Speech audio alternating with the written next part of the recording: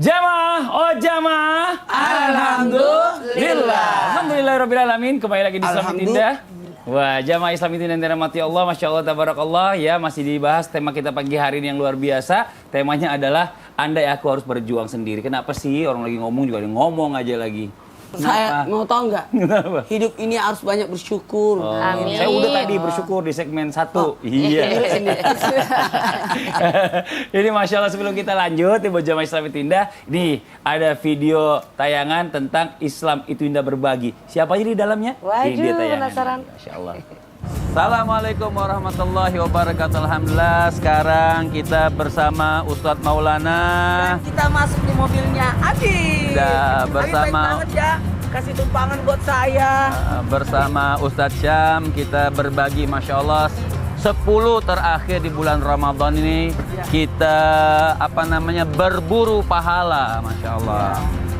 Nah, kali ini kita berada di suatu tempat. Di mana Ustadz Syam ini kita? Alhamdulillah kita masih sekitaran karena kita berbagi ke tetangga dulu. Intinya di Jakarta. Masya Allah, jangan kemana-mana ya. Sehat? Masya Allah. Duduk.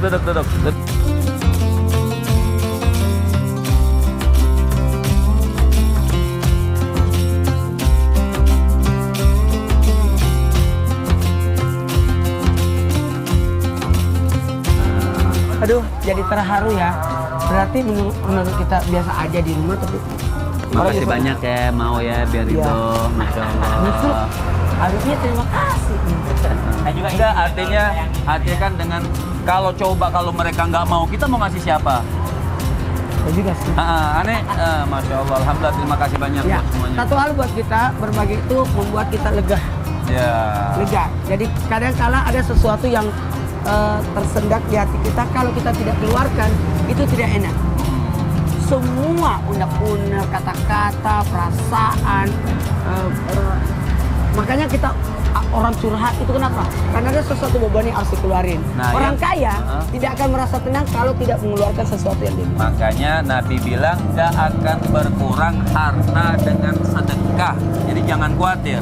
Ingat ya, sumur yang selalu diambil airnya itu akan bagus airnya. Tapi sumur yang tidak pernah diambil airnya akan bau.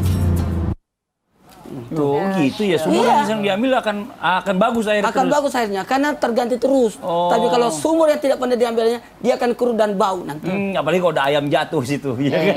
Makin bau sumur. Dipikirin. Jamaah. Kita mau lanjut lagi nih. Pertanyaan Dila tadi belum dijawab ya. Mungkin bisa diulang pertanyaan Dila nih, silakan. Jadi gini Ustadz, pengen tahu apakah ada kemuliaan buat wanita yang berjuang buat anak-anaknya gitu. Ustadz Syam, ada nggak sih kemuliaannya? Mohon izin penjelasannya, silakan. Mas Fadli, Ustadz Maulana, Bunda Tuti, kita Dila, serta guru-guru kami yang dimuliakan Allah Subhanahu wa Ta'ala.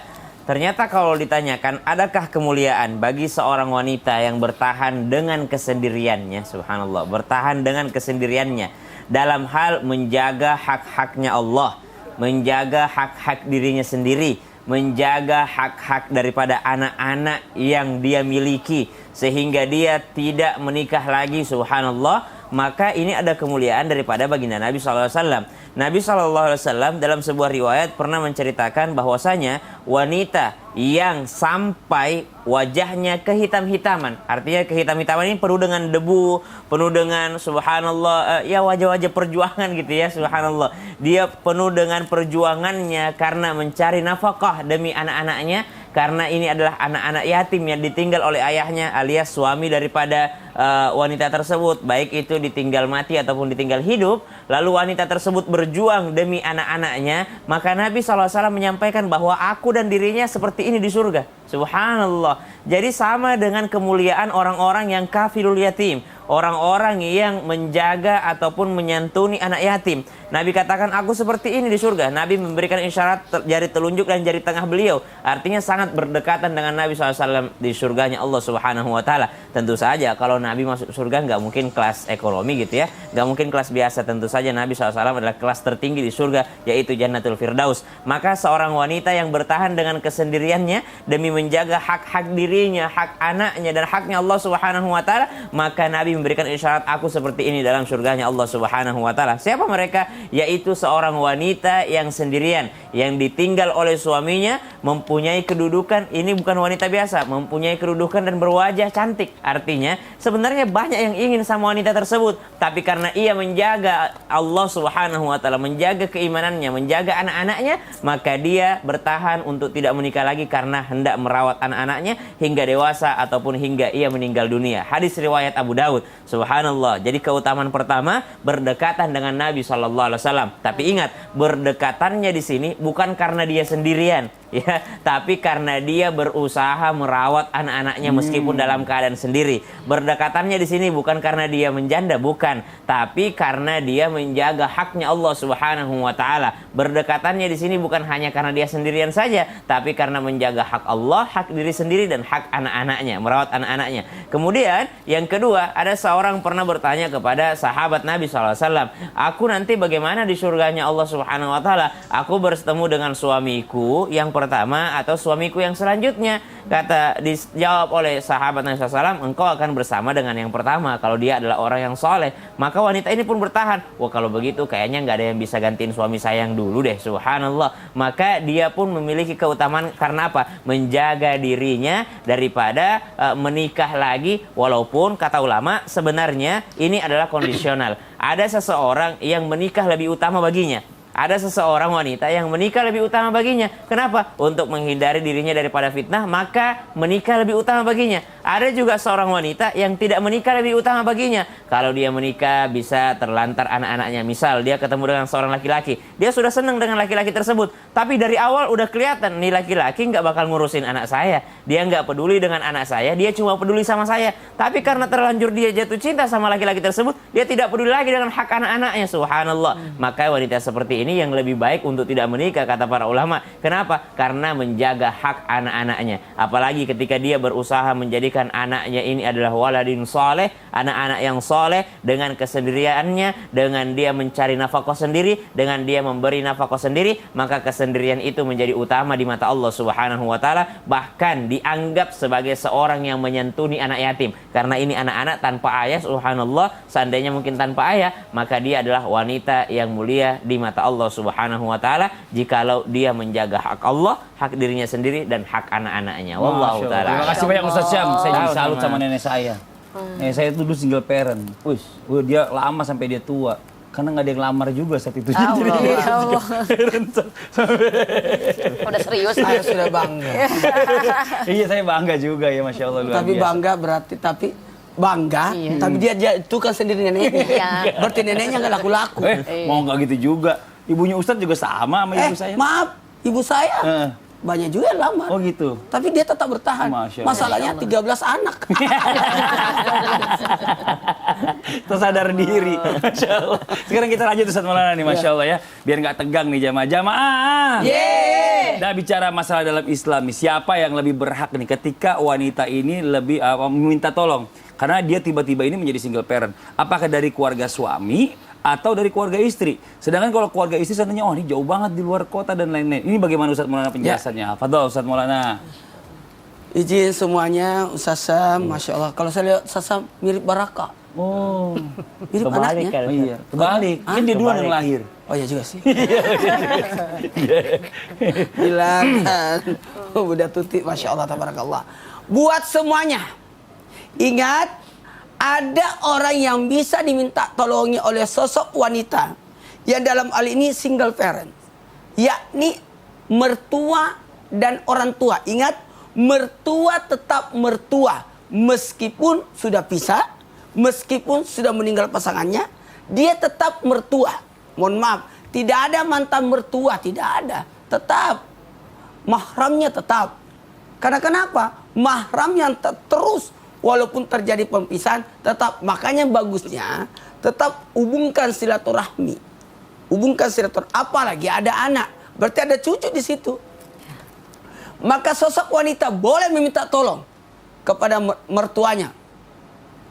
Dan boleh minta tolong kepada orang tuanya. Karena yang bertanggung jawab atas dirinya adalah walinya. Apalagi perempuan, takutnya kena fitnah. Sebagaimana Ibunda Aminah minta tolongnya sama siapa? Abdul Muthalib. Kakek. Aminah itu minta tolong sama siapa? Abdul Muthalib, kakeknya Nabi. Dari mana? Dari jalur ayah, bukan dari jalur beliau. Justru ini luar biasa, lebih akrab. Jadi silaturahmi tidak terputus. Tidak terputus. Mohon maaf tanpa menggurui, hanya mengingatkan. Kita mungkin gampang ngomongin, tapi pelaksananya mungkin susah. Karena kita tidak tahu permasalahan. Kalau saya mah, Masya Allah, Tabarakallah, mertua saya baik. Alhamdulillah. Mertua saya baik. Nenek saya cantik. Mertua saya baik. Sampai rebutan. Ini mas saya masih nelpon-nelponnya karena anak-anak lagi liburan ke Makassar kan mau lebaran. Aduh, ya Allah, rebutan antara adik saya sama mertua saya. Anak-anaknya di sini saja, anaknya di sini enggak. Tidak boleh. Yang namanya pulang kampung adalah ke rumah nenek, bukan ke rumah tante. Oh. Kan begitu konsepnya. Tapi kan dari neneknya Ustadz Maulana udah nggak ada. Iya, Tinggal makanya ke tante. sana aja. Kan Aja 5. Oh, iya. Kemudian yang kedua, kenapa saya urus bahas rumah tangga saya? Yang kedua, mohon izin tanpa menggurui, siapa yang diminta tolongi? Siapa yang jadi wali penanggung jawab di situ? Ada saudara kan? Ada paman. Jangan pernah berkata, sudahlah, tidak boleh begitu. Tanggung jawab orang-orang terdekat. Tanggung jawab orang-orang terdekat. Ini jangan pernah berkata tidak peduli. Yang rusak nama kita sendiri. Harusnya paman-pamannya, ya ini pamannya anak, ini tanggung jawab juga. Ih, ponakanku itu. Kenapa kok, orang yang pertama kita bantu adalah ponakan kita sendiri. Benar. Dan yang ketiga, siapa itu? Adalah siapa yang berkompeten di situ. Penanggung jawab. Termasuk adalah tetangga-tetangga yang ada di sekitarnya. Ingat ya, ada orang ditusuk hidungnya di neraka. Kenapa ditusuk hidungnya? Karena tidak peduli dengan tetangganya. Allah. Tidak peduli. Kalau mungkin ditusuk matanya, karena melihat ini. Tapi kalau kok hidung ditusuk? Karena menyakiti hidung tetangga. Kok bisa? Mencium bau masakannya. Oh. Nah, maaf, Nabi Yakub alaihissalam, mohon maaf asal basi, dalam satu riwayat disebutkan diberi ujian buta karena di keluarganya lagi terbahak-bahak makan, sementara beliau tidak tahu ya kalau tetangganya ada yang kelaparan. Allah. Ada anak yatim di tetangganya yang kelaparan sehingga diuji dengan kebutaan. Jadi kita harus lihat orang-orang di sekitar kita, siapa yang dalam keadaan butuh. Kalau tinggal di komplek kan nggak terlalu ini Ustadz. Mereka masing-masing juga. Gimana itu Ustadz? Mohon maaf, itu komplek. Iya. Masih bisa. Masih bisa? Yang susah itu apartemen. Oh iya benar juga. Anda anak komplek, aku anak apartemen. Kan dulu. Sekarang udah Kalau enggak. komplek masih aman, Iya, masih masih ada tiga. aman. Kan Masya Allah. yang waktu meninggal tadi malam kan Iya. tetangga langsung Saya datang melayat. semua ya. Masya Allah nih Ustadz, nih kita lanjut lagi nih ya. Ustadz Maulana kan punya anak 3 perempuan, Masya Allah, single parent. Ya. Tapi kalau kita bicara masalah dalam Islam nih, bagaimana seharusnya sosok anak-anak perempuan ini, 3 orang perempuan seandainya ditinggalnya sama ayahnya. Wah, ini gimana Ustadz nih? Dia kan harus ada sosok figur seorang ayah, dapat dari mana Ustadz kalau kayak Begini gini? sebenarnya. Maaf, nanti gimana kalau kita jawabnya setelah yang satu ini? Kan kalau di sini nggak enak, nggak sopan. Kalau di sini kan biar nggak berisik. Nanti kita jawab setelah satu ini ya. Tetap Islam itu indah. Jamaah. Oh jamaah. Alhamdulillah. Orang sudah masuk banget.